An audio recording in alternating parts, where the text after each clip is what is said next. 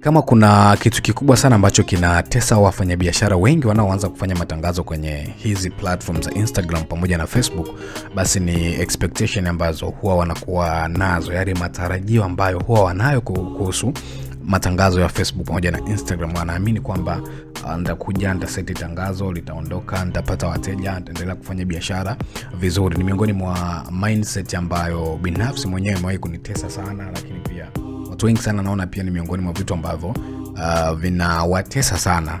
Unatakiwa kuwa na mtazamo gani kwenye matangazo ya Facebook pamoja na Instagram? Unatakiwa kuwa na mtazamo upi ambao ni sahihi wakati wa kufanya matangazo ya Facebook pamoja na Instagram? Sasa episode ya siku ya leo nikakuelekeze kwa experience yangu jinsi gani ambavyo unaweza ukaseti expectation au matarajio kwenye matangazo ya Facebook pamoja na Instagram. Vitu gani ambavyo unatakiwa kuvizingatia ili uweze kupata matokeo ambayo yatakuwa ni bora zaidi na ukapata nafasi nzuri ya kuendelea kufanya biashara katika hii mitandao ya Facebook pamoja na Instagram. Kitu cha kwanza ambacho unatakiwa kujua ni kwamba matangazo hayatofixi product mbaya.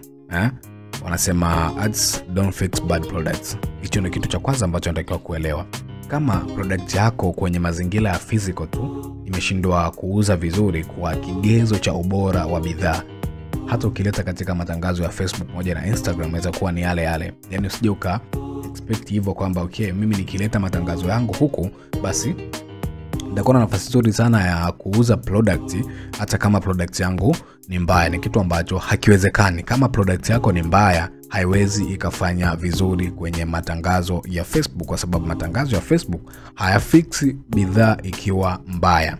Hicho ni kitu cha kwanza ambacho unatakiwa kukielewa. Lakini pia kitu kingine ambacho unatakiwa kukielewa vizuri sana kuhusiana na matangazo haya ya Facebook pamoja na Instagram ni kwamba inachukua muda kwa ajili ya kutesti, kujifunza, lakini pia kujiboresha katika matangazo ambayo unayafanya. Kwa hiyo usije ukaona mbona nafanya matangazo lakini hanilipi. Jifunze kupitia hicho unachokifanya ambacho hakikulipi, ni sehemu gani unakosea, and then jaribu tena kwa namna ambayo unahisi inaweza kawa ni sahihi, and then take time to improve, na utakuwa katika nafasi nzuri sana ya kuweza kujifunza na ukapata matokeo ambayo yatakuwa ni bora zaidi. Lakini pia mindset nyingine ambayo naweza nikakushauri wewe ambaye unataka kufanya biashara au wewe ambaye unafanya biashara katika mitandao ya Facebook moja na Instagram, kitu cha kwanza ambacho unatakiwa kuwa nacho pia ni kwamba lazima pia utarajie kwamba for the first time kuna uwezekano wa kuweza kupata matokeo ambayo yatakuwa ni mabaya.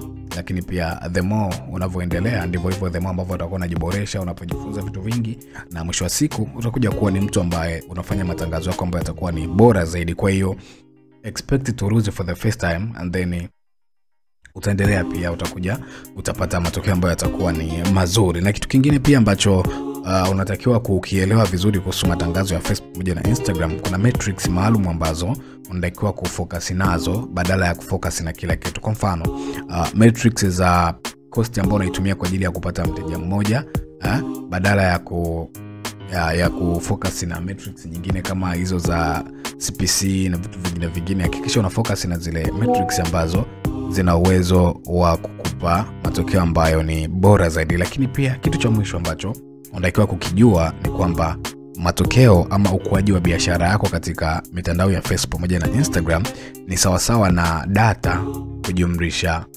decision ambayo unaiteke, sio bahati.